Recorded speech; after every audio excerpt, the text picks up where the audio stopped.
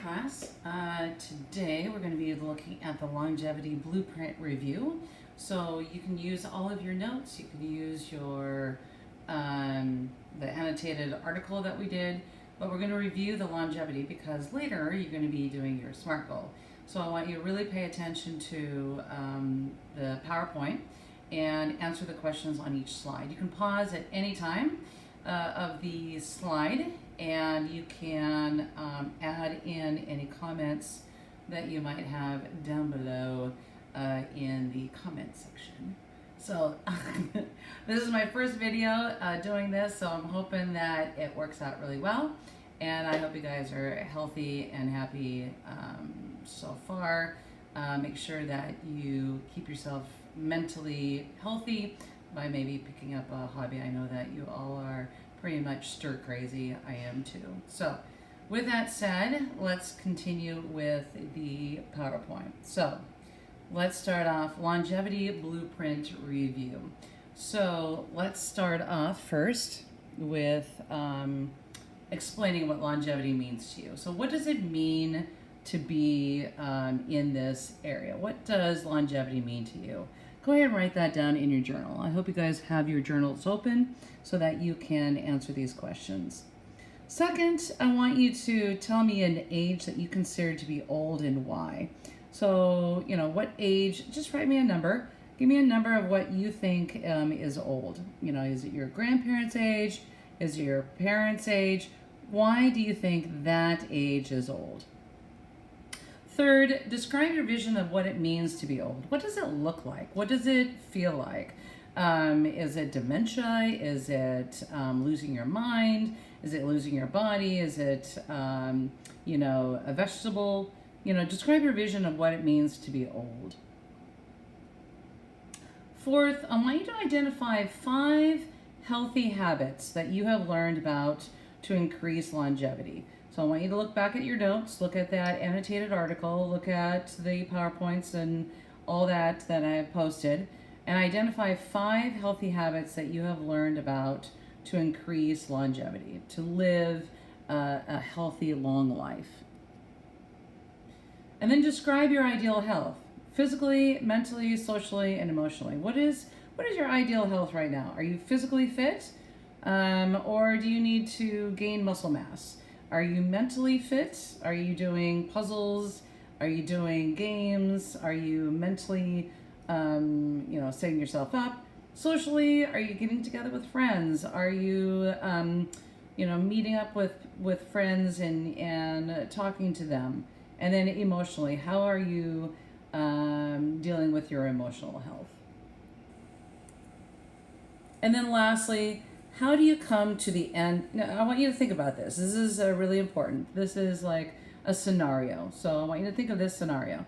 You have come to the end of your life, whatever age that you consider to be old, 80, 90.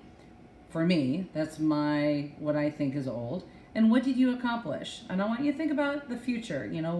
Based on what you're doing right now, what do you see yourself accomplishing? Are you going to be traveling a lot? Are you going to go to college and continue on with your education? Are you going to, tackle the world and learn what to do about cancer? Or maybe you'll find the vaccines and a cure for viruses, not just the coronavirus, but any virus in the near future. And then what made your life worth living? Why, what made it worth living at all? For me, it would be traveling. For me, it would be my husband, my children. Those are what made my life worth living. All right, so you can pause at any of these slides so that you can answer the question. So again, this is on your own pace. All right, second slide, because I know I'm going a little fast, and I apologize. I just don't want to, use up so much of data here. All right, second slide, layers of personal change. So I want you to create a circle with, and I'll tell you that in a minute, because there are 3 layers, and you're going to be using these 3 layers. So the layer 1 is outcomes, layer 2 is process, layer 3 is identity. So basically what these layers are is to achieve change you might address all 3 layers. You can't be your best if you don't first determine your current situation and why. So we need to figure out where you are right now. Are you lazy or are you an achiever? Are you doing bad habits that are causing you to get to where you want to go? Why are you doing them? And then third, improve. You must determine where you want to be and how. So I want to teach overseas. So 10 years ago, I was having children and we were, 10 years ago, longer than that. But, my children were in middle school and high school, didn't want to uproot them and go overseas. So we had to think about where I wanted to be and how I'm going to achieve that. And then the question I want you to answer in your journal, how do you want to look and how do you want to feel? And these are the layers of behavior changes. The person that you believe that you are is in the center. That's your identity. And then your performance is the actions you take. Okay? And then the third is your appearance, the way the world perceives you. Okay? Wow, you look like you lost 10 pounds. Thank you very much. No, not you. Okay? So, I want you to create a circle and fill in your goals in layer 1 for the outcomes. So these are the 3 layers. So go ahead, do that on your journal. Write out those 3 layers. Layer 1 is the outcome. Now, layer 1 is usually your goals, okay? It's about results. What are the results that are going to come out of this outcome, okay? Like, I want better skin, or I want more physical endurance, or I want high levels of performance in my choir, or I want to get an A in Mr. Loeb's math class. Whatever it is, what is the outcome? What is it that you want, okay? I want to eat more fruits and vegetables. I want to save the world by using less plastic in my life. What is it? What is the outcome? What behavior do you want to change? Most people's goals fall here, so I want you to fill in that space on the outcomes. Pause here if you need to. All right. Layer 2. All right, now that you have your goal, what is the process? What is the process that you need to get through to get on to where you want to go? So usually you focus on your habits, right? So habits would be like meditation practices, exercise, yoga, diet, or it might be bad habits that you need to get rid of, like playing video games, using your phone too much, SMART goals. I'm sorry, not SMART goals. I'm talking about social media. Or for me, it's eating Oreos. Yes, I've already eaten a couple.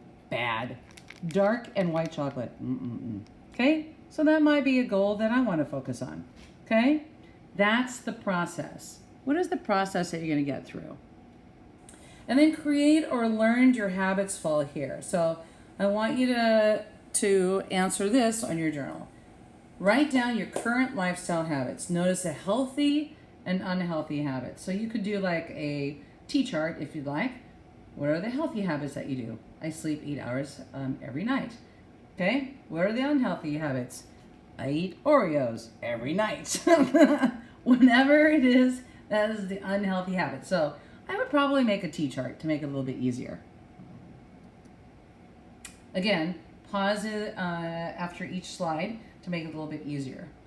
All right, level 3 is identity. Okay? So who you are, that's the identity. That is the deepest level that you can possibly get. Who are you fundamentally? What makes you you? What are your values? What are your beliefs? What are your inner clock, your soul? Okay? That's identity. I am Miss Loeb because, okay? Each and every one of us is unique. Okay? There are no two Miss Loebs. Okay? That would be awesome because I'm such an awesome person, but there isn't. Okay? So there's only one me, one uniqueness. So who am I? That is the deepest level that you need to go to. So, what do you believe, including your self-worth, worldviews, your mindset, I believe in quality education for everyone. I believe that everyone should get health care no matter where you are, universally. I believe that every single person has the right for, decency, human rights. These are the things that I believe in. Okay, so what's my self-worth? I matter. I matter who I am. I matter what I do. So my self-worth. Okay, and then my mindset.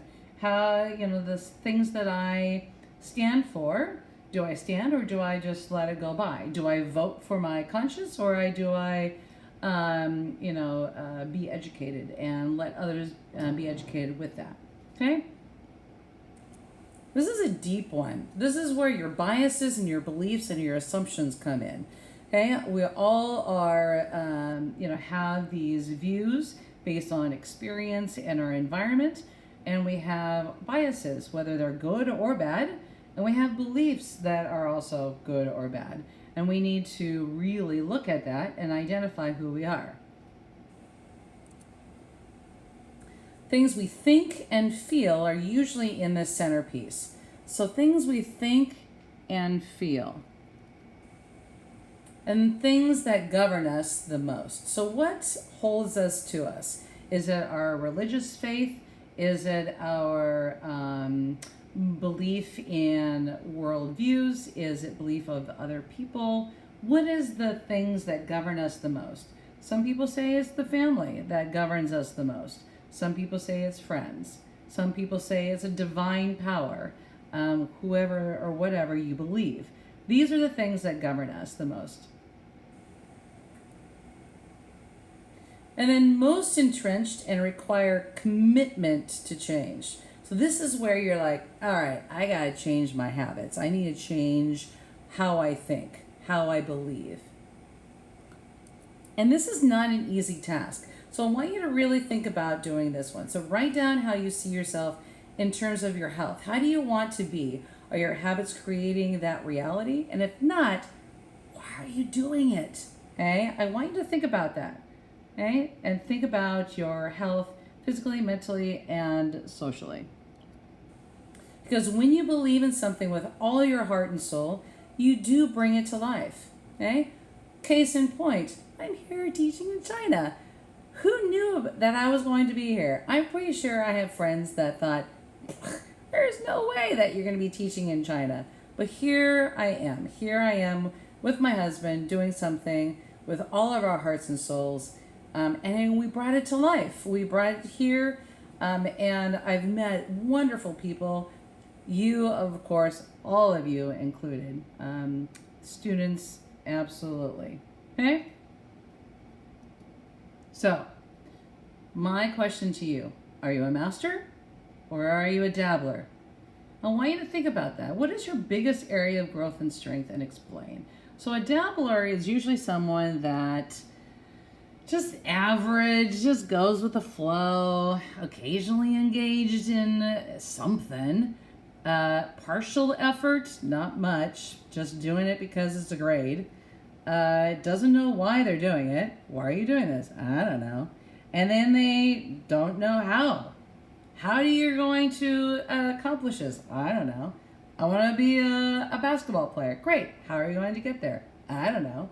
Okay, these are dabblers. These are people that go like, I'm just going to dabble in a little bit of here, a little bit. And they don't take in the time to really focus in on what they want to do. This is the average person. Usually a DC student, usually engaged in class discussions, not much effort. In fact, their assignments might be returned 3, 4, 5 times before they do it the right way. They don't know why they're doing it. They just do it because they were told, and they don't know how to do it because they don't want to take the time to read it. That's a dabbler. Okay, a master, this is what you want to aim for, is an expert. Okay, an expert because they're always engaged in whatever they do. An expert because they always give their best. And an expert who knows why they are doing what they're doing and they know how to do it. Okay, so they're an expert. Let's say an expert in, nutrition. Okay, and they're always engaged by cooking different foods. They learn about different foods. They're engaging. They're getting as much as information because they want to be an expert in cooking. They always give their best. They serve out food. They say, "Hey, friends, try this food. What do you think?" They're always asking for input. And they know why they want to do this. They want to be a culinary cook later on. They might want a chef for a Michelin star. And they know how to do it. They want to go to college. They want to continue on with their education. And they want to cook as much as they can. That's a master. So, here's how you're going to harness your potential. What healthy Blue Zone habits can you commit right now? Okay? You want to become a master.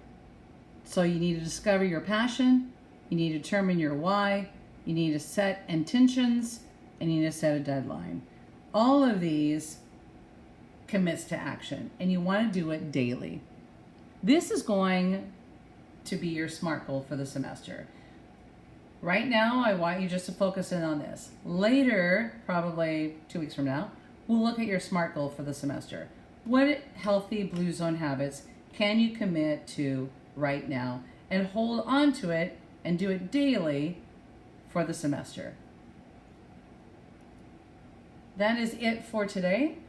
I hope you're getting all your information that you need. If you need to go back and stop the slides again, you can go through it, but make sure that your journal write is complete.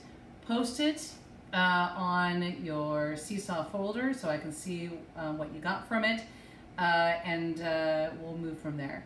Your summative is going to be coming up soon, probably on Wednesday, of what I'm expecting of you of the longevity. And then we're done with the Blue Zone longevity, and we'll be moving on to the next thing, which is your SMART goal.